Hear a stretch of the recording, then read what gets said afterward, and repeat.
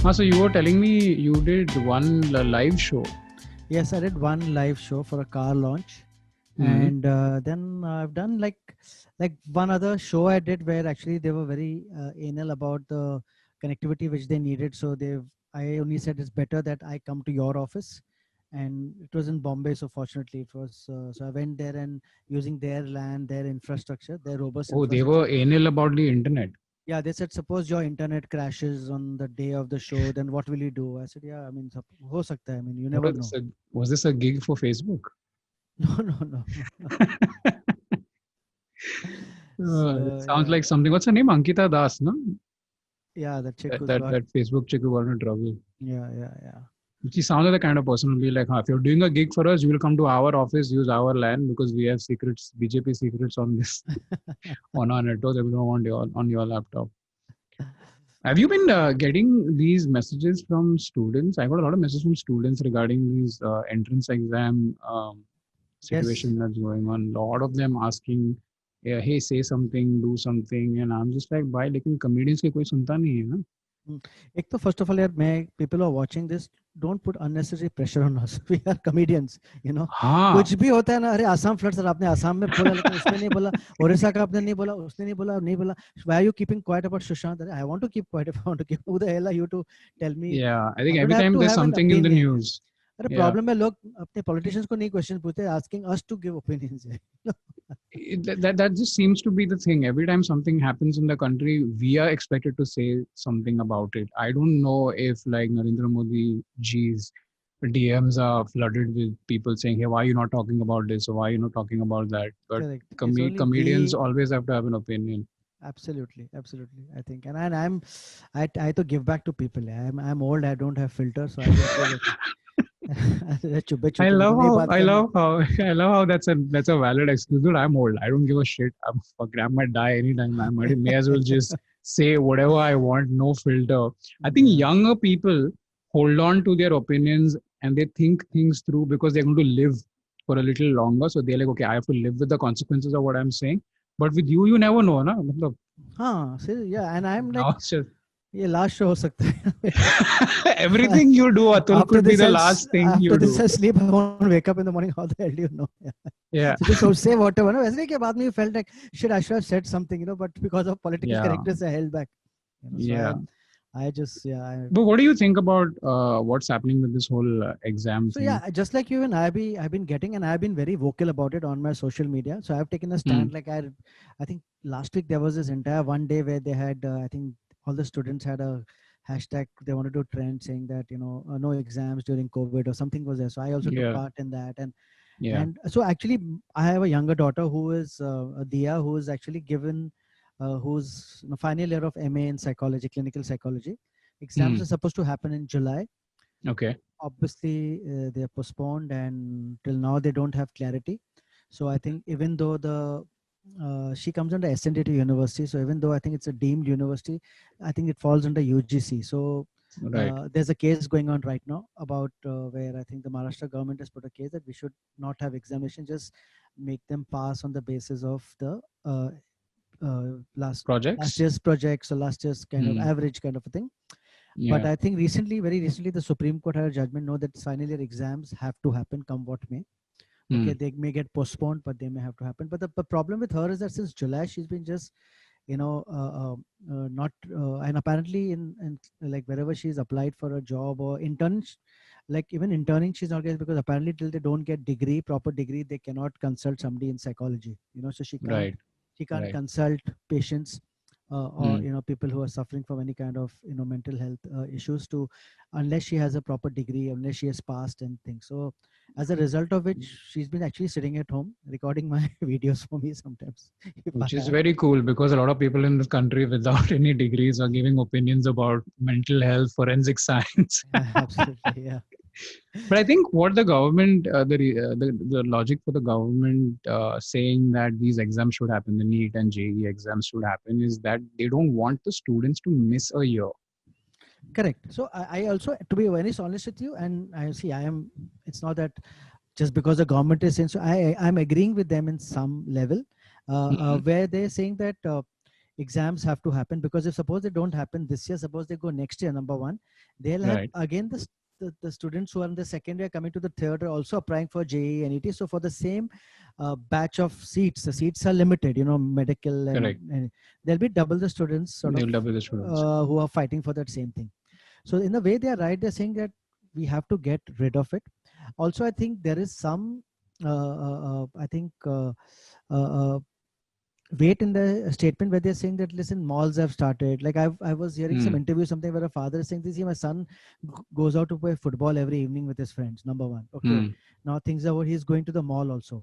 Why can't he, spend 3 hours and go and give this his JE exam, or his NET Yeah. exam, But I Yeah. I think was the real, thinking. yeah, I was thinking the same thing. With people are moving around. The people are going to malls. They're going shopping. They're Everyone's out on the street. They're doing whatever they have to do. But hmm, I don't know. I think like even the government. I think but they're not doing the monsoon session question hour. So that's what's pissing people off, is that they want to stay at home. yeah. No, the Uh, parliament has started, but yeah, yeah. no, but Uh, the question hour is not happening. Correct, correct. But no, It's cancelled. the issue is, I'll tell you, India is huge. You and me sitting, we only think of India as probably Bombay, Delhi, Calcutta. But can you imagine? Like today, I was reading. In fact, I posted it in the morning. A Hmm. student somewhere in West Bengal has gone to give his exam, which is 75 kilometers away on a cycle with his father and uncle. So they've Wow. cycled for 75 kilometers. Took them 4 5 hours. They have to cross some river on a boat. Then Hmm. they had to form, I think, two or three modes of transportation just to reach the Just to exam get center. there. And you have Right. to understand also that some of the states in India, like Bihar, Madhya Pradesh, had some heavy floods.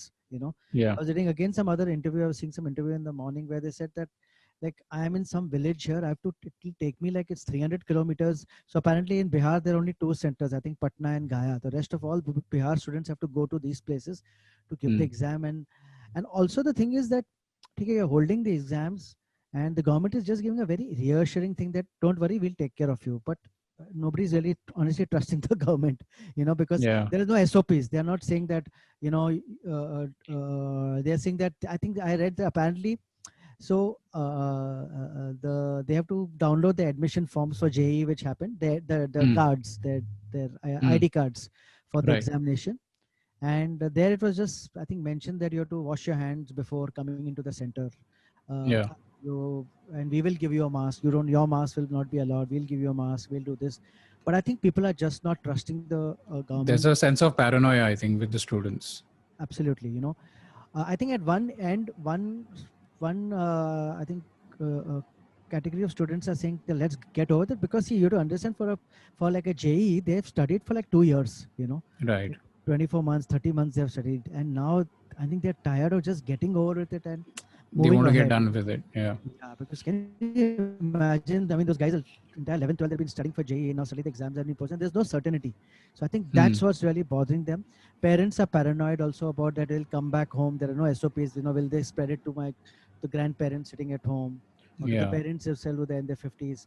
So I think those are really, really concerning point. But one point about my daughter, what she was telling is that there are a lot of her colleagues who were Hmm. really looking to graduate and start earning, because Okay. some of them have come from loans, they've come from smaller places, they're staying in Mumbai. So waiting is not really an option. Everything is costing money at some point. Obviously, this costing money. It's a lot of anxiety Hmm. is there, and they want to get back to jobs. And also, jobs in this pandemic are very difficult to get. So they're Hmm. getting opportunities, but the first thing the company says, "Where's your degree?" Or because to practice you Yeah. have to have a degree. So it's very complicated issue. India is much much more complicated. BJP gave some example. The government gave some examples of some exams happening in Germany and China, but you have to understand those are much much ahead. They're advanced in terms of how they do things. Yeah. Yeah, and I believe some of the Manipal and all had online exams also, Hmm. but a lot of students are caught cheating. That's Oh usually. yeah, dude. Abhi online kya? it's, Yeah. it's too.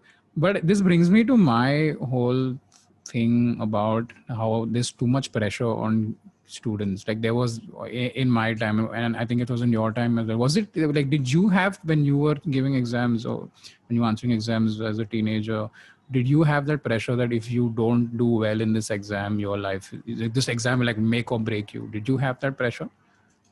To be honest with you, that I had pressure, but it was not so much. I think it was not so crazy that. Hmm. So I definitely I had. pressure during my 12th, because 12th, you have your PCM and PCB marks. If you have to get Yeah. into engineering, you require good PCM marks. So Yeah. obviously, I also took tuition. Used to go to Agrawal classes at that time and all this Hmm. kind of. And so that was there to get like good PCM marks so that you get into good engineering college. So that pressure was there, but I don't think it was so much, and Yeah. I think the questions were easy back then. Things were less complicated. Like I remember I got good Yeah. marks in maths and biology both. I got into medicine and engineering both. Then it was Hmm. a choice I had to make. So basically I'm an intelligent student, just to tell the audience, just to put things in perspective. Intelligent and humble, the very Very humble humble, Atul yeah. So Khatri. so the Yeah. thing was that I mean I got bored in medicine, and so I had to choose, and I used to hate cutting earthworms in 12th, and I said, no, fuck it, I Yeah. want to do engineering. So that was really the thing. Yeah. So yeah, the pressures were there. There It was was pressure. I think even with me, I remember there was that pressure. You were constantly told, hey, this particular exam will make or break your career. This exam will set the course for where your life is going to go. And even I got good marks in 12th, and also I did science. And just putting it out there since we are BSc, mentioning, right? Fuck off. yeah, yeah, I got a degree in computer science, but I think what I learned, and which is what I want a lot of the people who are writing in to us and saying, "Hey, talk about this." What I want to let them know is that nothing really makes or breaks you. I feel that way. That, these exams, like if you look at where we are today, that the whole thing about, oh, we're going to lose a year, or this exam is going to make or break me. Oh, once you get into the real world, those years fly by real fast, and it becomes a blur. Do you agree? It becomes a blur where then, Absolutely, absolutely. you know, Within 1 year, it becomes a blur. Once you get into the rut of the system, you know, yeah, within 1 year, once you start working, you don't.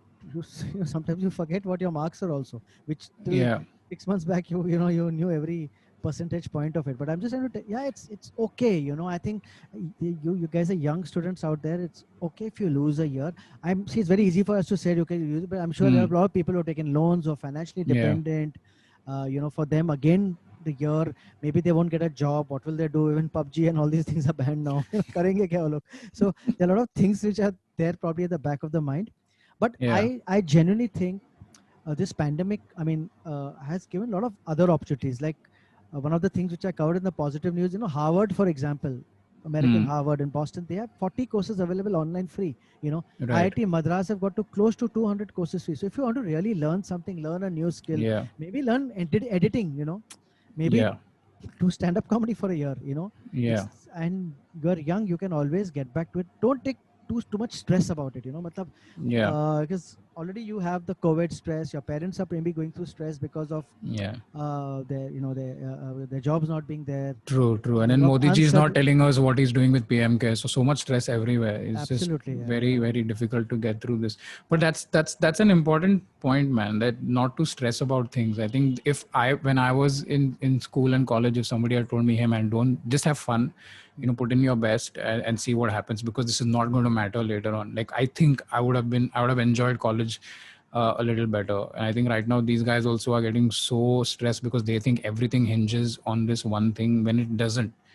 It literally doesn't. You could do Absolutely, JE, NEET, whatever it is, and get into a professional college, and then 10 years later you're doing something that's not related to your degree at all. I mean, look at us. We're doing nothing absolutely, that's related to what we started out with. So if you're a kid out there who's listening to this right now and you're like, wait, what do I do? I mean, just go with it. I think right now it's obviously the exams are going on right now, so if you have to answer it. If you haven't answered it, that's fine as well. If you want to give it a shot next year, go for it. If you want to do something else, go for it. Either way, I think if you just put yourself first and you're smart about it, I think you land on your feet. absolutely, absolutely. And I think you have to be street smart. Learn a language. I was after my daughters to learn a language. Unfortunately, none of them have learned a new language. But I was learn Spanish, learn French, learn German. You Yeah. have to learn a new language. Let me also tell you my JE story. I was Tell uh, us. when I was in my 11th, 12th after PCM. Obviously, parents said no, you must try for IIT, try for IIT. So under their pressure, Hmm. I signed up for IIT, and I remember, and I had not studied a shit about it. I probably had joined some online classes. They sent me these books of IIT ka solving, and I didn't touch one of them. And I went Hmm. to appear for IIT. Fucking tough. You got to understand the new paper only. And it's all objective. It was just you to mark, one of the four A, B, C, D. Yeah. It's all Yeah. that. Uh, And I think you have to sit in the paper for like minimum 45 minutes, and only after 45 minutes are you allowed to leave. Hmm. At the 46th minute, when the first bell rang, gave my papers and went. And we went. And so usually it's a 3-hour paper. So within 45 minutes, me and my friend, we decided, I'm not joking, but we actually both we used to write lyrics of songs on the paper and we have come. Like lyrics of Led Zeppelin ka some, Okay. or Deep Purple ka, we written on that paper.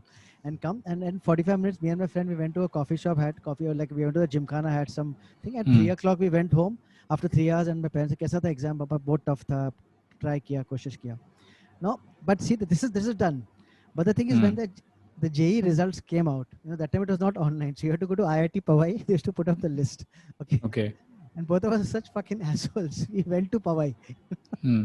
With the hope that some miracle would have happened and we would see a number somewhere on top there. Obviously, we are not in the list. We didn't even write. We gave the papers, but there was all bullshit written in it. But just see the confidence back then that you wrote Led Zeppelin lyrics in and JEE. still went to IIT Powai like 1 hour away to see our names ka list pe hai, standing in those.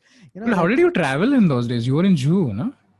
I think my chauffeur was there. I think it was a Mercedes or the PM. I don't know which one. I don't remember the car, but yeah, one of those. Sure. I remember the... yeah, rickshaws, Chutia. Rickshaws are always there. Huh? Rickshaws are there in your time? Of course, it's not that time. It was like, no, yeah. Like 80, 89, yeah. No, not 89, 84, 85, sorry. Yeah, 85. Dude, I was just born there, dude. I was just born 85. I was 1 year old. Jeez. Okay. It's crazy. But I remember the entrance exam I had to answer for my MBA was SNAP. So I didn't have to take CAT. I had to do SNAP. Okay. And it's very similar to CAT, but I think it's easier. But still, it's an entrance exam, and I got to the center an hour early. So I don't know, I have to kill some time. So I went to a pub nearby. This was in Churchgate. I had a few beers, and then I said, okay, so let's go answer the exam. And I walked into the classroom. Everyone's sitting there, and everyone's like stressed. And again, it's the same thing. This was stressed. Like somebody must have told them, you better, we have a loan to pay, whatever it is. You have to clear this. And they were very, very stressed. And I was the only guy smiling. And everybody's like, why is this guy smiling? Like, has he? And I was like, yeah, I've leaked. The paper has been leaked, guys. I have 3 kingfishers down and I have the paper leaked. I have it with me. And I answered it, dude. And I think out of all the exams I have answered, that one was a very important one. But that was the exam that I was the least stressed. And that was purely because of the beers that I've had. Yeah. So I think this is a good tip for anybody who's answering an entrance exam. If you want to just, calm your nerves down and do well, have some beers and walk in, man. I think as long as you're eligible for it to have beers. I don't want. Yeah, of course, if you're depending on where you live. Young fans also, some 10 standard students, Papa, Daniel uncle and Atul uncle said to have beers before exam. Yes. We must put a disclaimer for anybody who's above the legal drinking age only. Yeah. We will not be but actually, Daniel, right from the beginning with my children also, both my daughters have been very, very cool and always been telling them. And wherever I see some friends, kids, and generally what happens when you're in a society where, tomorrow exams, everybody is wishing everybody best of luck for your child, there's so much pressure which comes on them. Because board exams there and this and that, and and I used to always, I remember, I'm not joking, this is a true story. I remember this, my daughter's 10th standard paper, the first paper is always English. Okay. Right. And in ICSE. First paper is and it's on a Monday. And if you remember, Oscars happen on Sunday night. This is Monday morning, early morning in India. Yeah. And I remember she had woken up at 4:35, and even I had woken up. I woke up to see Oscars. She had woken up to study, and and she was studying. And I told her, listen, just shut up. Come and watch Oscars with me. The speeches which these guys will say. Yeah. Some of them will be so nice. It'll help you forget all this. And I remember my wife going down to make breakfast and to prepare the dabba. She came up, where's the daughter? She's watching with me Oscars in the room, She said, what is wrong with you? She's watching Oscars. I said, just chill, it's okay. Yeah. It's a 10th standard exam. And at that moment, at half an hour, 45 minutes, 1 hour really doesn't, I've been really very, very, I also remember during my exam 10th, I used to always enjoy my exams. I felt that. So for that, you have to study from before. So it's, if you're like a chutia studying in the last minute, then you're going to cram. I was a full last minute Nancy, dude. No. I used to study regularly. And in the end, it was just one day before exam, just revise everything. You know it properly. And I always had to fuck it, क्या होएगा बच्चों, तुम मर थोड़ी जाओगे, nobody going to shoot you in the head is like you know, Yeah. you scored like 62 instead of 65 or 92 Hmm. instead of 95. Just chill, guys. I genuinely believe, you know, life is Yeah. too hard. You know, this is too small thing to really get too bogged out about Yeah. it. Let GST fuck you up. No, why you getting so stressed अरे now? आगे जाके बहुत कुछ है यार. बहुत कुछ है. See, once you have 10,000 followers on Instagram, the kind of trolling you get. Yeah. Dude, it's crazy. Those are I much. remember I was a very last minute person too with my exams. I mean, sorry, not to, but I used to study one night before. I would go through the entire portion. I would not sleep, study one night before, then get to the school or college like half an hour, 1 hour before, and then do a revision with a smart person. Or I would take the revision with somebody else, because for me that was a way of, I would teach somebody else, okay, this is what this answer, this is what that answer for. That was a way for me to revise, and then get to the exam, answer whatever I could, come home and sleep. And then did you do this thing where you would count your marks after the exam, how many marks you thought you would get based on what you answered, and you felt happy? No. I think the best part for me was, usually you put up a timetable of your exams, like Mondays, English, Wednesdays, mathematics. My biggest thing is to come home and I should take a knife and scratch that fucking thing. Like actually, like tear it, not tear it, like it would it would cut the wood Cross also. it. Like no, it's very badly. Like, like burn that. Get one exam over, second exam over. I should never count marks. Only when mathematics is like a subject where you can, where you just after the paper you just discuss it. Okay, was that was that answer 16 or was it 18? And then when 90% says 18, and you say, oh fuck, I wrote 16. Then you say, chalo theek hai, at least working ke liye, आधा mark मिलेगा. Yes, 70%. Yeah, so I was I used to fucking just move on to the next thing. I never stress too much about the paper. Yeah, guys, and if you consider everything Atul has just said, he's doing really well for himself in life right now. So don't stress too much. हो जाएगा यार. He's doing very well. He's got 4 cats, 6 girlfriends, so doing very well. Yeah, even I have a timetable after on every weekend, I think, with a knife. Just like, Like ये वाला हो गया अभी next. करना है. But I'm looking forward to getting back to normal, man. Like what do you think will be the state of the Indian comedy scene next year? You think we'll still have a scene? Yeah, I think we'll have a scene. We'll definitely have a scene. I'm very optimistic and positive about it. We'll definitely have a scene. It may change. I think these Zoom calls will be here to stay for a longer time. I think, like, especially for, places where you couldn't go earlier, couldn't reach out earlier. I think that, so I think we'll move to a more like a Zoom shows may happen in the future also. Yeah. I think people are getting used to it. People are enjoying it. It's not so bad. It's like 60-70% of the thing, because what is going to happen is, especially for me, since I do quite a few of corporate shows, I don't think corporates will see. Most like corporates have already said, like, by till December we are not is going to work from home. Somebody like Facebook, for example, has said, a lot of companies in America said till June 2021 it's work from home. Okay. Right.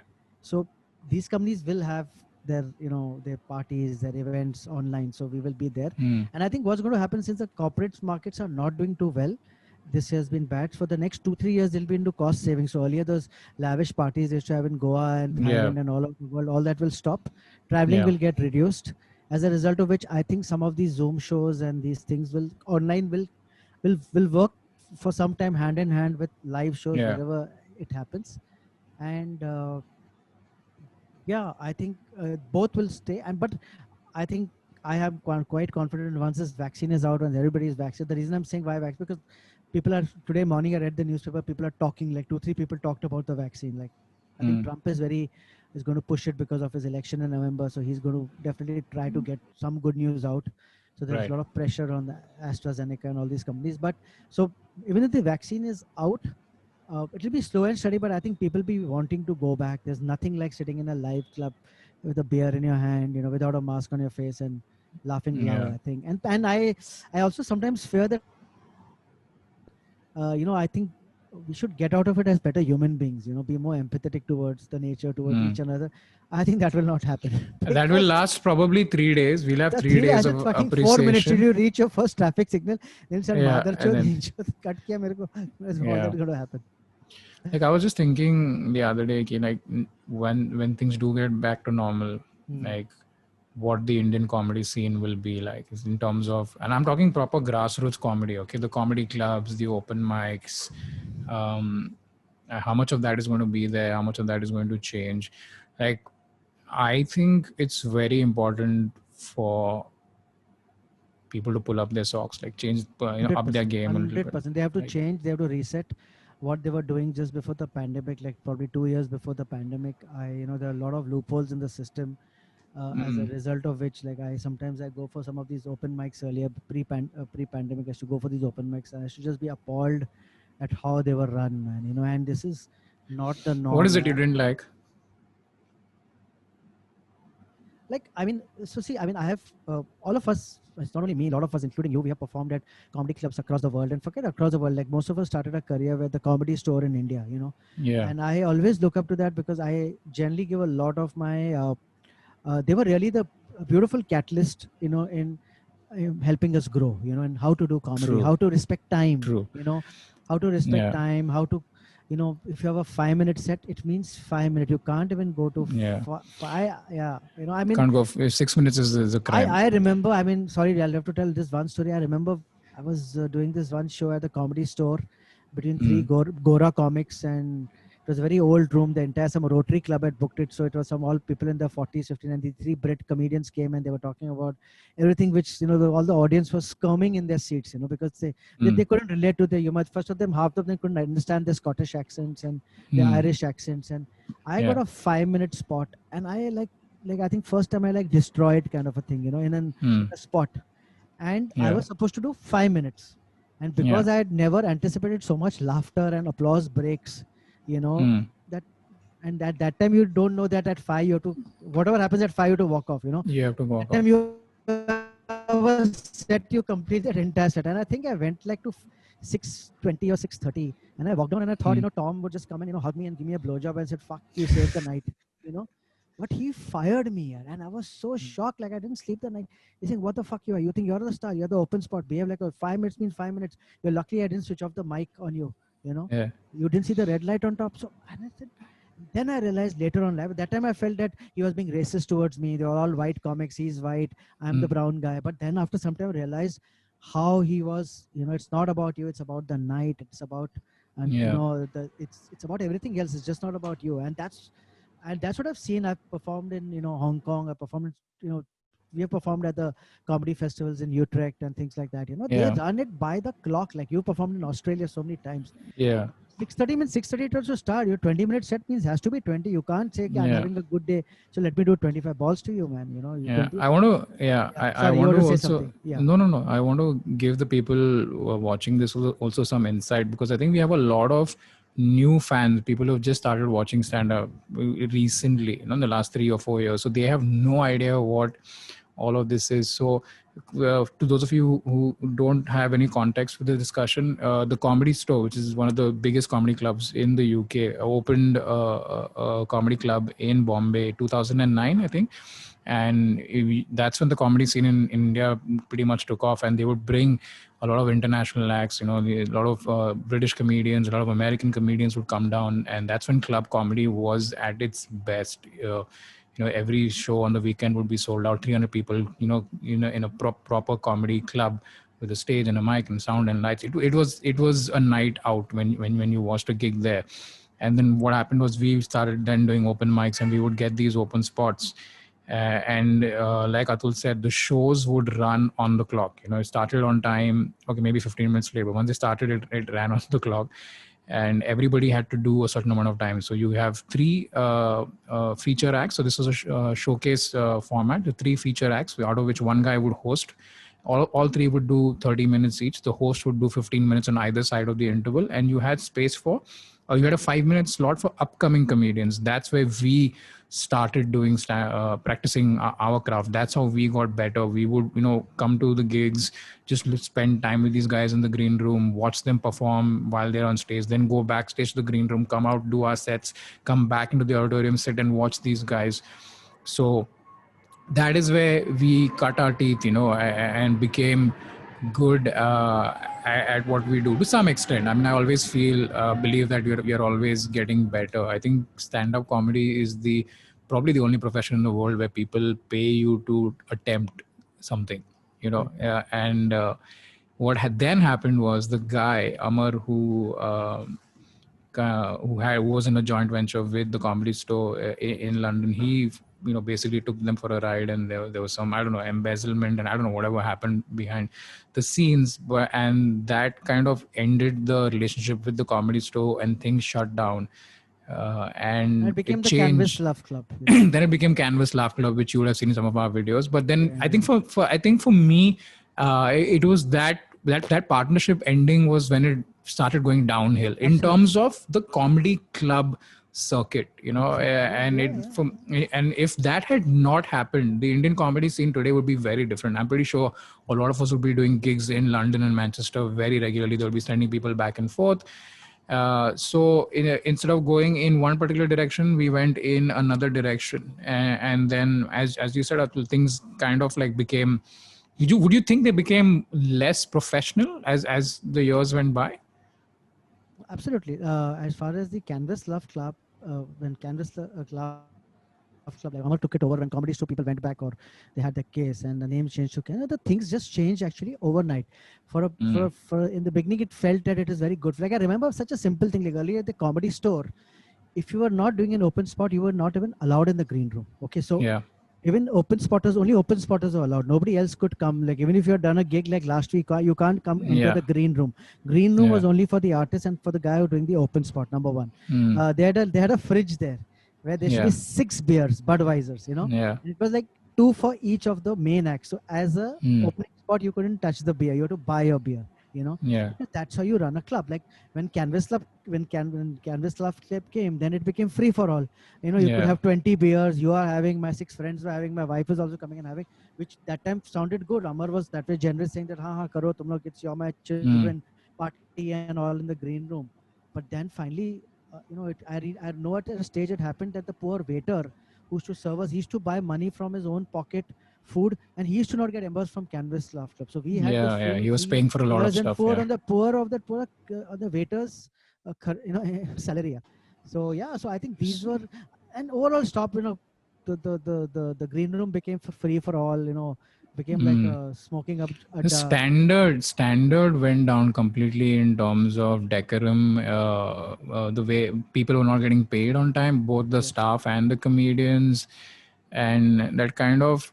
I think that is the reason why also that the amount of money and the fact that people are not being paid on time is the reason why a lot of the guys who started out when we did, that gap got created between the first batch of people and all the new guys who are coming out now. What helped us become better comedians was the fact that we got a chance to work with guys who were way ahead of us in the game. We learned from them. But right now, a lot of the younger guys are learning from each other. And that is relatively much smaller experience. So you've got that system there.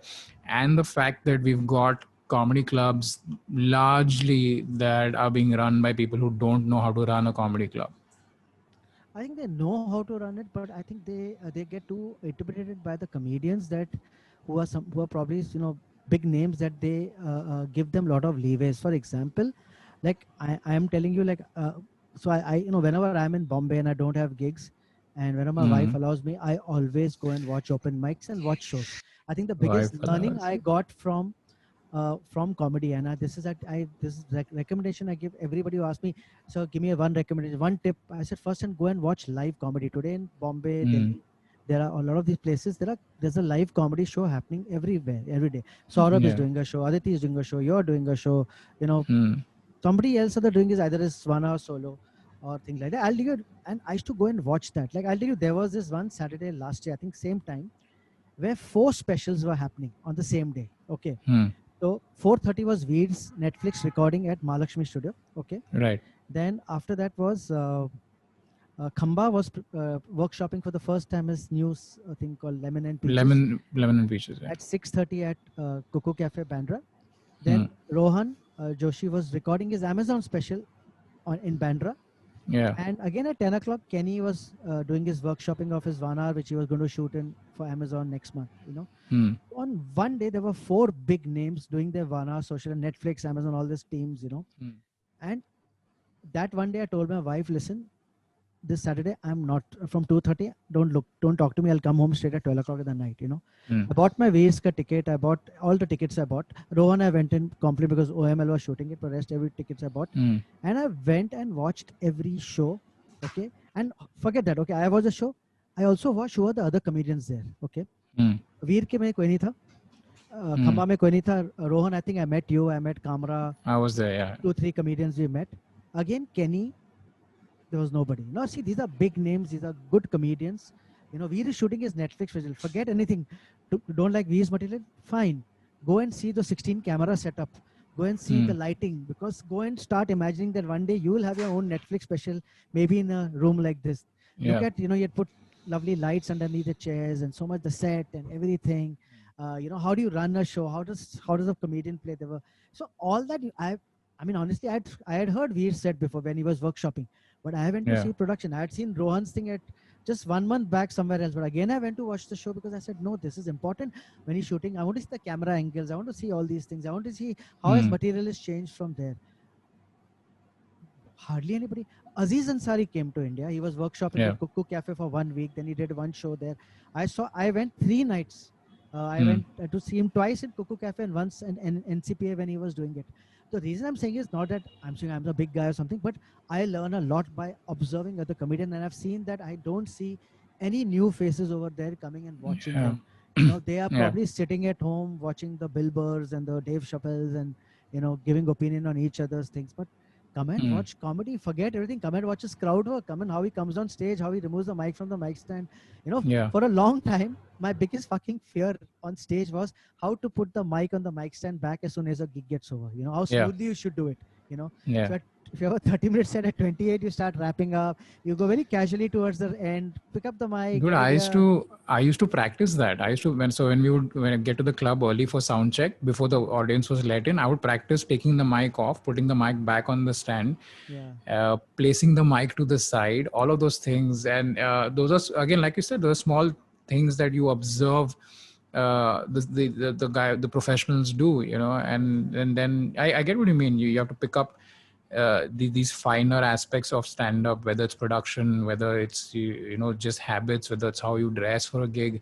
So you're saying that you find that the reason why a lot of the younger guys are not getting ahead, because let's establish this, there is a big pool of comedians who, would you say, I'm trying to pick like the right choice of words, whether they are, you know, disgruntled or bitter about not getting ahead. Would you say there's a lot of, I've heard that there are a lot of No, I don't know about uh, it. To be very honest, I don't that know there about are this there country. is But I've heard, like, you know, just like, okay, why is this not working for me, why is this person getting that opportunity, why is that person doing this, why is this guy doing that? And I would say that a lot of that comes down to this, the fact that 100% comes down to these they nitty gritty things. You know. they don't want to be part of the bigger things or the things that they could learn from. Would you say that's true? And I think small things really matter. I'll give you one more example. Like at the comedy store, Tom Hmm. used to never allow you to carry a piece of paper with you on stage. Like you're not on when you're even doing an open mic, he would say, Yeah. "Fucking go in the corner, learn your set." But I don't want in the Yeah. open spot you remove a kagaj, and because somehow Yeah. at that time comedy was new, they didn't want to give the feeling that he's reading it. Or they all, because a lot of people still believe that we just come out on Yeah. stage, you know, and 1 hour Yeah. is all from the head looking at things. They know it's a Yeah. craft which we do. So he Yeah. said, never do that. I have seen now at open mics, people forget they get laptops. Okay. Forget Hmm. jokes. They come and say, these are thoughts. These are my thoughts. These are not jokes. These are my thoughts which I had. Not now. These are some thoughts which I left from Lower Parel at 8:15. Where I reached here at 8:45. These thoughts came to me in the Uber. I'm just sharing these thoughts with you, which I jotted down either on my phone, on Oh. my. So they open it and they think it's fucking damn cool. You know, like oh my god, this fucker is so great. He's doing his He laptop just or his came phone. up with this. Yeah, he just came up. And I said, balls. I don't want thoughts. I want practice jokes. You want jokes? Yeah. I want jokes because see what has happened is, like, I'll tell you, and this was appalling for me. I'll tell you one open mic I went. I'm not Hmm. going to tell the name of the club, but I went to this open mic and I went quietly, took my seat, took my beer, sat in a corner backstage. I'm not backstage, the last seat where I sat, and I was just observing. Okay, Hmm. 8:15, 8:30 show started 20 minutes late. Chalo, theek hai. Okay. Uh, And I could see the organizer 15 minutes before frankly, hey dude, where are you? Where are you? You're going up next, come, go. You know, I'm here because I know the names. Kidhar pacha? Hey dude, I'm just coming, I'm just going, you know.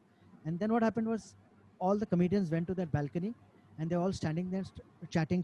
One comedian goes up on stage. While they're going up, rest of them are in that very balcony and talking loudly, laughing, ha ha ha, smoking up. And there are audience members who have come, like I saw a couple, you know, like probably that guy it was his first date. It was a Thursday night. So he said, "Chal, let's go for a date." That girl was nice, young girl, beautifully dressed, you know, nice dress, you know, heel shoes. This guy was also nice jeans, perfume laga ke shave karke aaya tha. It was a date night for them, you know. Yeah. And the comedians were taking it so casually, you know. Every comedian was coming on stage and say, "Why the fuck I will come? This is a fuck all show. तो चूतिया तुम लोग क्यों आए हो? ये सब jokes बेकार है." What? Every comedian coming and saying the same. These are all new jokes I'm testing.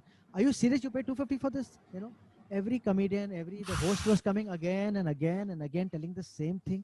And there was a family of three, one husband, wife with a daughter. The daughter must have said, Papa, I want to come for comedy, you know. Like the couple were my age and daughter was like my daughter's age. So three of them were there, you know. And nobody, you know, people were doing the sets and then immediately fucking off from there. You know, nobody's sitting till the end.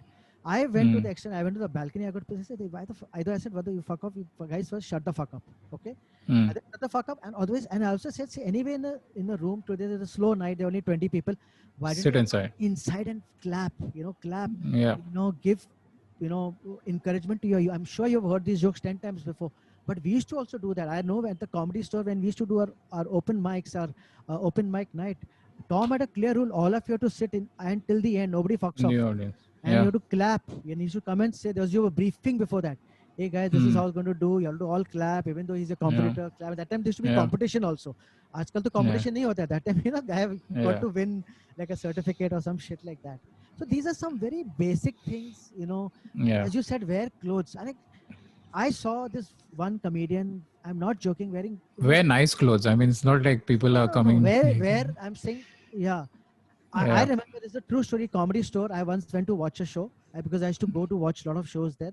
You know, and I remember like I used to go like an idiot. Somebody say Thursday, Friday, Saturday, Sunday, like used to you know, they had a lineup night, right? Yeah. Same lineup for the 3-4 days. I went there. I used to watch them on Thursday, Friday, Saturday, same artist. Like I know Rohan and Tanmay are going to do the same jokes, but still I want to go there because how they interact is to learn. Yeah. So I remember one day the open spotter didn't come, who was supposed to be there, you know. But I think Tom spotted me sitting in the audience. He came to me at the interval, hey dude, you would like to do a 5 minutes? I said, yeah, but I had not shaved, you know. Yeah, so he said, I said, dude, I have not shaved. He said, can you shave and come, you know, at a dirty stubble. So I remember Samne at comedy store at Palladium, there should be that fucking expensive, some salon, you know. I paid some $750 for that shave. Came back, you know, nice. Because I also felt good to go because I was, you know, so like that. And I was cut to back to this open mic where I went. There was a guy come in bathroom chappals, not you know, even combed his hair, dirty t-shirt and shorts, you know, and not even those like Bermuda shorts, you know, like those, you know, which he'll probably sleep in the night. I don't know, wearing underwear or no, you know, and that shabby look coming and belting thoughts. And there, I found that so funny. There's this beautiful couple having a date and saying that, "Hum chuti hai ke hum? Why the fuck have we dressed?" You know, each of you are coming and telling us, "Why have you come? Ito tum log chuti ho, tum log show pe kyun hai?" Number one, we have dressed up, and then what happens is that comedians do their set, fuck off, you know. And sometimes there are big comedians. Like I remember some big comedian entered the room. Hey, look, he's come. That dude, it is set 5 minutes out from the door, you know. No, I was getting late. I had a dinner thing that night. But usually I stay back, but that night I had to leave. No, but I get your point. I think what a lot of comics, especially the younger guys, forget is that every time you get on stage, there's somebody who has paid money to have a good time. They have not paid money to hear thoughts. They have not paid money to watch somebody who's not adequately or, you know, professionally dressed. And from a business point of view, you want these people to come back. So every time you're performing as a comedian, you have to say to yourself or ask yourself, will these people want to watch another comedy show after they watch me? And then that's the most important thing. And so I think a lot of comedians focus just on stage time, you know, but they forget that stage time has business implications. That And I know what you mean. I saw an open mic once, and I mean, I was like, and I saw the jokes that were being told, and I was like, okay, these guys are not coming back again. This audience is not coming back again. I've met people who've told me that, man, we took a chance. We went to a comedy night. Oh, It wasn't even an open mic. I think you would have had similar conversation as well. It wasn't even an open mic. yeah. They just went to catch some showcase evening, and they're like, dude, we are never watching stand-up comedy again unless it's somebody famous or somebody we know. That's why what has happened is the star system has unfortunately come in, Hmm. where people go and watch the stars. They will not go and watch comedy, even though Yeah. when the Comedy Store and the Canvas Laugh Club was there, I knew that comedy was becoming an alternative of entertainment. Not became because of star system.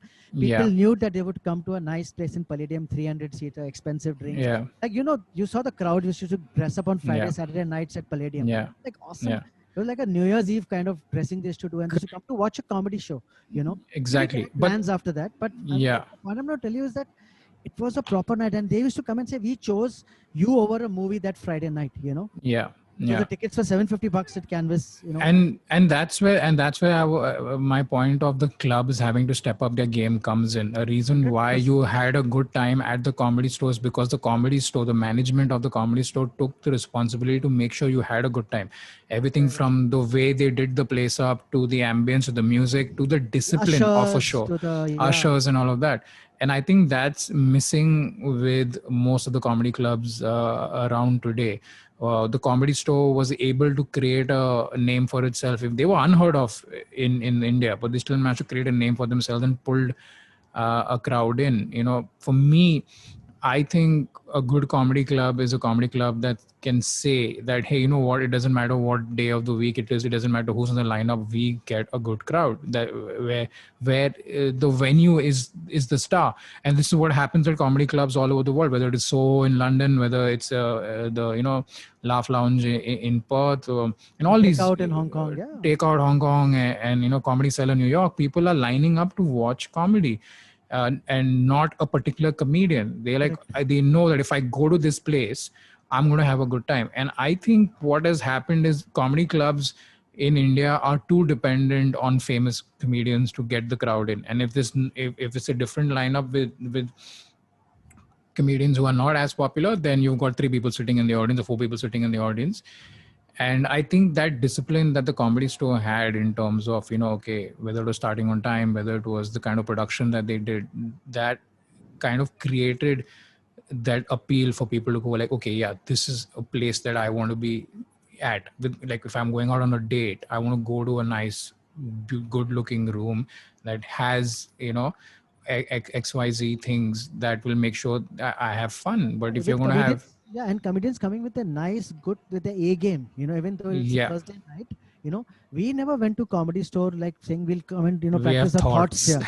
What thoughts you go to an open mic, or you go to, and even the thoughts, like I remember my biggest, even today, I never carry a paper on stage. I mean, even if I've written a new set, can't fatte to remember it first time, when you're going there. But that's a discipline I've taken to myself, and that's taught me that whenever you write something, go with it. Sometimes you'll improvise on stage when you don't have a paper in front of you. You'll run through it, you'll power through it somehow, or you may fail, you will forget all your jokes, go back to your old set and just finish your night and walk off, gracefully or disgracefully, whatever.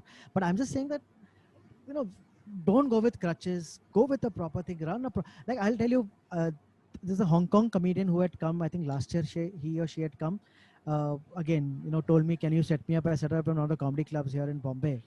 And that same Thursday, Friday, Saturday night. And Sunday I spoke to her. In fact, I met her for lunch. He's saying, dude, I'm never coming back. I said, what happened? He's saying, I'm an English comedian. They put me up with 2 Hindi comedians. Okay.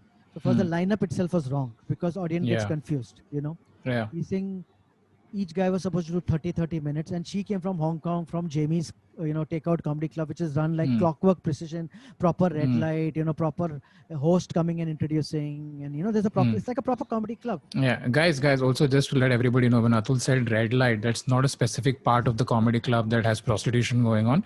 A red light is a small light at the back of the room that lets comedians know that they have 2 minutes left or 3 minutes left. So before we get on stage, we tell the producer, okay, I want a light at 2 minutes before I get off, 3 minutes before I get off. So It's not Yes, like we are and usually the performing and then audience doesn't see that light. It's hidden. they So don't see the light. It's a light right at the back. So it's an indicator that we've finished almost finished our time. We need to get off. Yeah, go on. yeah. So yeah. So I'm saying that if, she came from Hong Kong through conditioned by Jamie, and she came here. She's saying comedians 30 minutes. One guy I think 8:30 show, 8:45. The comedians are not there. They're saying we are coming, and they come. He's saying no, I'll open, you close. I think there was nobody. The lineup saying whether they're funny, they are not Yeah. funny. And then the crowd is saying, what the fuck have you come here for? Forget today's spot. And let me also make people understand it's just not that 1 hour. People have come from bloody Borivali, they've left work, broken their day, Yeah. gone, picked up their girlfriend from somewhere, their wife from somewhere, gone home, had a shower. It's like a big activity in Bombay to really go out and watch a comedy to go club. anywhere. Yeah. And if you spoil that experience, so they said, boss, we are not coming out. I rather go to PVR. I know it's a fuck all movie, but at least I know I'll get a good experience. And today Indians are traveling across the world. They want good experiences. They don't want shoddy experiences. They don't want True. Whatever. Fly I in think their drink. and I think what is missing in club comedy right now is someone like a Jamie Masada, who's the owner of the Laugh Factory, or a Mitzi Shaw, who's the owner of the Comedy Store, or a Don Ward Comedy Store UK, where you have someone who knows the scene inside out, who knows who's good, who's not, who's ready, who's not, and accordingly curates a lineup. I think what's happening now is literally anybody who picks up a microphone says they're a comedian, they want to all get up on stage. There's no curation. There's no awareness in terms of, okay, how ready is this guy to do a weekend show? How ready is this guy to do an open spot? And I think that's why there's this whole free for all. And again, you have a situation where only recognized comedians have an audience, and those who are not recognized don't. And also the stupid New York culture is coming in Bombay, at least, where every comedian feels that I have to do 5 open mics that same night. Okay. Or 3 open mic nights. So nowadays, sometimes what happens in Bombay, especially in that Khar Bandra area, there are like 3-4 open mics happening on that same night. Okay. Right. So 8:30 somewhere else, maybe 10:30 somewhere else, or 9:30 somewhere else. So everybody does their spot, wants to be the first person. It's like मुझे उल्टी करके दूसरे जगह में उल्टी करना है, तीनों जगह पे उल्टी करके आना है, So they come, they do the spot and run. And I have actually, where are you going? No sir, I have got another spot at some other place, So and I'm in my head, तो ये same जो उल्टी इधर की है, तो वहीं जाके वो उल्टी करने वाला है उधर, Yeah. And it wasn't. This was I think 2017 when this at Canvas Laugh Club I had gone for a spot. Okay, and this is a true story. There was a comedian who had come from Calcutta. I know his name. I think I forgot his name. I don't want to take his name, but he came to do a spot at Canvas Laugh Club, and all excited. Canvas Laugh Club that time was still the pinnacle. And this was in the first half, because second half Vipul Goyal was shooting humorously Oscar 30-minute set. The cameras were set up and all that. Yeah. So I told that comedian, because I had performed once in Calcutta. I said, boss, I hope you're waiting to watch Vipul Goyal. He said, नहीं sir, इसके बाद तो मेरे को जाने का है कांदिवली एक open spot के लिए. बोला, are you bloody mad? Vipul Goyal is performing. तू जो सीखेगा ना Vipul Goyal से, तू जिंदगी भर कहानी सीखेगा. He's doing live performance, नहीं सर, मैंने विपुल सर को देखा है last year Calcutta में, वो बहुत kill करते हैं. ठीक है, जो भी है. I said, I am telling you, watch the show. You learn more than doing this. Okay. Yeah. And he did his show. I went on my spot. When I came in the interval, that fucker had fucked off. So I asked him, किधर क्या बोलते चले गया वो. So in spite of me telling him, forget me telling you, that's irrelevant. In spite, he went to Kandivali for a spot. So basically from Canvas, he would have run to Lower Parel station, and then taken a train to Kandivali. Then after 2 days, I was doing one more spot. I was trying the material. I went to Khar, Opipola, Hopipola, one of these places for my set, and I met that same comedian there. I said, क्या हुआ, तू गया उधर, थोड़ा sarcastic, तू गया उधर कांदिवली पहुंचा. इसी नहीं सब, मैं जब गोरेगांव पहुंचा, तेने बोला कि उधर लोग ही नहीं आते, we cancelled the open spot. Okay. तो फिर I said, now what to come back to Canvas? I went home, and if you were my child, I would have slapped him, ये चूते तेरे को बोला भोसड़ी के देख इसको, तो समझते नहीं है, So I do not understand these kids. What is this thing in this? Because in New York, this thing happens. This open mic start at 4:30 till 12:30. They've done like 6 open mics and come. Correct. I say rather than doing ulti at all those 3-4 open mics, work your set properly. Sit till the end. Watch the other comedians. What are they saying? You know, I think now I know why your daughters are not doing stand up. Thappad marega mujhe. No, but what he's saying is very right. I think the whole thing about I want to do 5 open mics in one night is because I need that kind of stage time. Fair. I understand people, comics are like this. We don't get enough stage time, so we want to get on as often as possible. But people need to understand that there's also such a thing as I'm a saying bad write room. your 5 minutes so nicely, work on Aha. that 5 minutes, Yeah. treat that open mic as your good spot, and come and fucking destroy it. Yeah. That's your And stage also, time, you know. also I believe that not every room that does comedy is good for you. I think there are some rooms that I've seen that are very badly produced. There's so many distractions. The bar is open, the lighting is bad, all of that stuff. So that does add up to how your performance turns out. So you shouldn't be trying to get on every stage. You should be trying to get on the good stages. And if you've been doing comedy long enough, you should be smart enough to understand. Okay, this is a good comedy venue, and this is not. So I want to just, before we wrap this up, I just want to I have to tell ask one more you. point I have to tell about this हाँ entire बोलना. thing. Sorry. Is that, I recently I saw a podcast with Saurabh and Zakir and all these Delhi comedians, and Zakir made a very, very important point, which I want to say. He said one of the things which I've seen in the Bombay comedy scene, and it's there on Saurabh's podcast, so don't hold me responsible. It's more Zakir's thing, putting the blame on Zakir, which is actually rightly said. I called up Zakir and said, okay, very good point, Zakir, is that he said that, in Bombay, some comedians who are open micers, the rest of the comedians usko itna chada dete hain, that guy sucking feels like a star, and in the pressure of the so much praises he has got from the fellow audience is not laughed so much, okay, but others guys have praised him so much that they kill him under his own weight of their his praises, Yeah. and this I have seen. I mean, when he said that, I said, oh fuck, this is so right, Yeah. He's saying Delhi में हम सबको किसको मतलब तो चूतिया है, we don't unnecessarily praise him so much, and I have seen so many comedians who have done that 4-5 minutes good killer, and after that they've just vanished, or because the other comedians unnecessarily gave him so much by, oh my god, he's the best comedian on earth, and they go on record and say, oh, this is the most brilliant comic, and I No, watch edgy, 1 it's not hour. dark hai. No, forget edgy, dark, वो तब उनके material, but I go and see 5 minutes. I say, see, I'm a comedian. I'm a human being. I'm a fan of comedy. I'm a fan of humor. Make me laugh, or make me say, oh fuck, that's a good joke. Like, but I don't see so much, and I said, why is there much? Why are these other fuckers praising him so much? इतना उसको चढ़ा के दिया that he walks in only like a star, like, no, मैं तो star हो गया. किसने star? Audience ने star नहीं बनाया तेरे को. You're still selling to this. So I think that really is a big problem. So please come down, please, humble up. Also, sorry to say, some of these comic stans and all these reality shows have unnecessarily made superstars of so many of these young comedians so soon that also put them under the weight of their own stardom, Yeah. and that, see, comedy is very so simple. Once I met Veer at a airport, he told me, so simple, you write jokes, go try it on stage, people laugh, they're funny, not funny, go back, rewrite again and do it. It's so simple. We don't require a band, we don't require tamjam, just it's jokes which we are writing. Write original jokes, obviously. So I think why we are still making so much about it, I think just get to the basic grassroots. Go and watch comedy, live comedy happening of your fellow That's peers. what I want to get right.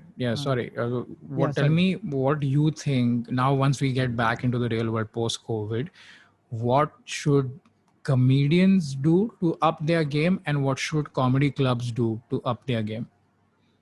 First of all, comedians, I would say, take those gigs very, very seriously. Promote it like you're supposed to promote your shows. Okay, number one. So,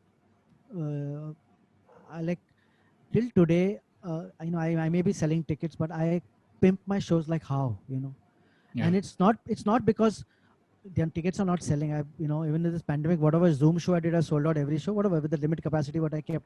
But the thing is that when I see Shah Rukh Khan pimping his own movies, before his movie comes, you see Shah Rukh Khan everywhere. And then when he can pimp it, we have to pimp our show. This is every movie, every show is our movie release, so we have to pimp our show. So first, pimp your shows, come prepared for it.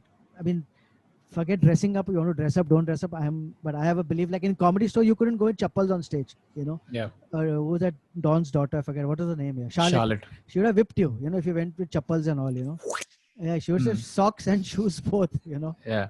And so that's one thing. I mean, dress up properly. Consider the show. Think it's a nice entertainment. Think you're a rock star when you go on stage. Give your best to the clients. Stay to the end of the show. Support your fellow comedians. Don't run away. If you feel that you have a thing, don't go on that lineup if you have another show that night, you know. Yeah. And yeah, so I think treat it very, very, you know, seriously. This is a long-term game. This is a, you know, it's a lot of hard work which goes into comedy. It's just not thing, you know. And once you show your professionalism to the stage, the audience can see through you. Yeah, that's, you know, that fourth wall is ऐसे नहीं बोलते. The audience sees what you're doing, you know. They see, yeah. So I think that's very, very important. And for the comedy clubs, get your act together. It's again, very simple. Yeah, you know, put a nice curated night, pay your artists on time. Because I know a lot of comedy clubs have not paid the artists on time. You know, whatever you're making, if you're making 2,000 in that night, at the next day, please give him the 2,000 rupees, 3,000 rupees, 7,000 rupees, 8,000, whatever is due to him, give it to him soon. Don't make him run around that he has to do more shows in that club just to support the club to keep it afloat. That should not be the thing, you know. Number one. Number two is run it properly, curate it properly, you know, and genuinely I'm saying today, all of us, like all comedians, including like you know, public ticketed shows are the best shows you have. You enjoy the most. And honestly, for me, I love shows when there's a multiple lineup, because first of all, there's not too much pressure on you. Okay, you're doing a smaller set of 10 minutes, 15 minutes.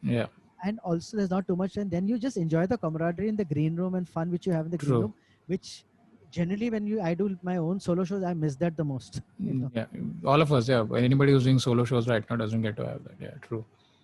What are your suggestions? From a comic perspective, I think. Other than coming and touching my feet and taking my blessings, what are your other perspectives? I think you already pretty much covered everything I wanted to say about the comedian aspect. Yeah, I mean, get on stage as often as you can. Get on good stages. Don't play to the back of the room. So don't try to impress comedians. Comedians will never buy tickets to your shows. They're a dead investment. Impressing a comedian is a dead investment. You have to and the thing is, with the great thing about stand-up is you don't have to wait for a week later to read a review about whether you did well or not. You get the review real time. You know if they're laughing or if they're not laughing. And if you still can't remember, put your audio recorder on backstage before you get on, so you know exactly where the laughs came, where the laughs didn't come. That is what you need to improve on. Okay, if this joke is not working, what do I need to do? How do I trim the fat here? Your currency has to be the audience laughter and not what a comic thinks of you. For me, that's what I want to add on to what you've already said. No, and I think a point when you have to add on a point, good point you made was over here. One more thing is that you have to realize is that we are comedians. We are thinking of comedy full time. We are thinking of setup premises. We are thinking of Yogi, Gaumutra, all that continuously. But the audience has not evolved as much as such. Audience is still that guy has got a job in Nariman Point. He's got his own issues. He wants an escape. And I have seen, like, you know, top comedians talking edgy stuff and all that, people not laughing. Then one comedian comes and makes a Sindhi Gujarati joke and the audience erupts, you know. And so it's not, oh, isne Gujarati joke kiya, Sindhi joke kiya. Arey nahi, but the audience loves it, you know. That joke may not work in New York, but it's working in India. Till it works, it will work, you know. So you have to understand the audience is not thinking so much about comedy. They are not thinking, they want to come. It's a night out for them. So don't impress the back of the room, impress the front of the room, you know, the front rest of the room. True. As far as comedy clubs are concerned, man, get your programming right, man. Just you have to know what day of the week pulls in what kind of a crowd, and then curate your lineups accordingly. I've said this a lot of times that on any weekend, you go to any major city in the weekend, everyone's out and about. They're at bars, they're at restaurants, they're at cinemas, they're out and about spending money. So why aren't they at the comedy clubs? So you need to figure that out, for, you know, solve that marketing question and get those people into your rooms, you know. Correct. I think that's very, very important. That's very important to get. Like I told somebody once, I said, all you need is to get one bus full of people into your room. One bus full. In a city of Bombay that has 20 million people, you need to get one bus full of people. Okay. I think what a lot of comedy clubs don't do is they don't spend enough time in marketing, branding, market research, understanding where their customers are, what they're doing, how they're spending their money, what they can do to get them into the club. So there's a lot of, I've not seen a single comedy club's logo outside the comedy venue, on a billboard, anywhere. I've not seen it. So how's that? How can you have a brand that's not visible? If your brand's not visible, if your brand's not seen, it's not heard, it's not talked about, no one's going to, you know, come there. So I think comedy clubs need to work really hard on building their own audience. and not depending on an Atul Khatri to pull in a crowd or someone else to pull in a crowd. You have to build your own audience. I think that's when you will change the game. What that will then do is that will make your club a financially viable option for a comedian. So if a comedian knows that if I'm doing a weekend, like 3 shows, 4 shows at this club, I'm going to make X amount of money for sure. And then if I do another weekend at another club in another city, I'm going to make X amount of money over there. Right now, I don't know if there's a single comedy club in India right now that can say that we gainfully employ comedians, that we provide a level of income for comedians so that they can, pay their bills and take care of themselves and their families. There's not a single comedy club that can do that right now. They have the potential to, but they're not doing that. What that then does is that raises the game of the comedian as well. Now they know that, okay, this is a proper showcase night. People have paid good money to come here, and I need to bring my best best game. So I think, and that's over here where people will watch me, probably call me for a corporate show, for a private party. Exactly. I'll make good Exactly. money. Or maybe for an ad or a commercial. Exactly. One opportunity will lead to another. So I think get your curation right, work on the marketing, create your own crowd. And I think a trick that a lot of clubs have missed is bringing international comedians to India. Like, I know this for a fact. I've been a comedy producer for as long as I've been doing comedy. There are at least 4,000 club comedians in the US alone who will kill in India. I'm not saying all of them will, but a lot of them are regular club comics who will just come down to India and murder it. And they do a lot of tours in Southeast Asia. They come all the way to KL, Hong Kong, Singapore, and they're 5 hours away from India. You could easily offer them a tour and bring them down. So I think they need to close that gap of quality international acts. I think that will change the game as well. You bring good international acts down, get a popular Indian comedian to maybe host or do a spot, get a younger guy to do an open spot, and the game changes again. So yeah, man, just bloody think big, Yeah, and I'm not doing my retirement plan. If given is to open a club now. Yeah, I want to open a club. I think I want to really actually open a club. I'm looking for a financer. Because first student on business, you don't put your own money in. Yeah, obviously. Obviously. So yeah, and I'm actually that's like, because I think because I see there's a great potential in a city like Bombay to have a good 200, 300 seater comedy club. Absolutely. And, we can really exploit it well. And if you remember Comedy Store and Canvas on Saturdays, they had those children's play at 2:30. They had something else at 3:30. I mean, they used to be pretty busy. It was just not financially run properly. The intentions are not proper of the comedy club owner to pay artists on time, to pay his employees on time. That and I always tell. I used to tell. I mean, I know Amar very well, and he was younger to me, so I used to talk him like I used to give him sort of talk to him on equal basis. थप्पड़ नहीं मारा उसको. Really, मतलब ऐसे तो चूतिया है. ऐसे तू देख, तू अपने दारू वाले की पेमेंट रुका, तू अपने अपने rent month paper, but to pay your artists and pay your employees, these are two plain thing, Once I get paid, once the employees, we'll all show up at work, Fight with your, don't want you want to siphon off money from your rent, from your landlord, from somewhere else, from but don't do it for these two key people who are running your show. And he did exactly the same thing. TDS issues, this is stupid issues. And that kind of that kind of behavior has crept into a lot of the clubs even today. So so I think they need to fix that as well. So hopefully, let's. I'm optimistic. Hopefully, things will improve once we get back into the real world. Until then, we have Zoom shows where there will be. There's no comedy club manager. There's no usher. There's no. You are responsible for your own seats, your own drinks.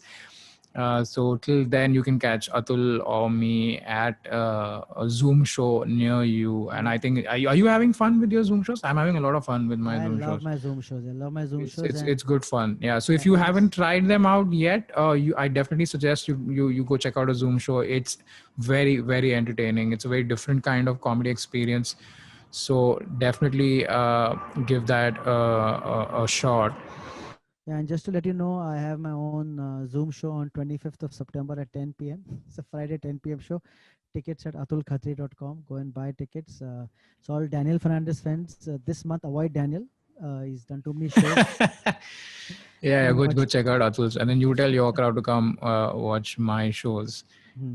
So yeah, so on that note, I'm going to wrap this up. This was a lot of fun. Thank you so much for joining me, Atul. This was a great, we had a great time talking shop after a long time.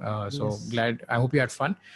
To everybody watching, thank you so much for tuning in. Please hit like on the video and share this video. Comment, tell us what you thought. If you have any questions that you want me to take up on future episodes of the podcast, type them below. There's a pay as you like option for the podcast as well. If you want to support this podcast, click on the link in the video description to make a payment. I will be back with a new episode next Saturday. I hope you will join me then. I'll have a new guest. Let's see who it is.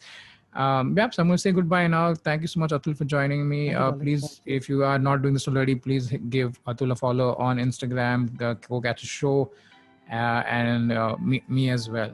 Okay, so we're both going to say goodbye now. Thank you so much for joining us. Take care. Bye.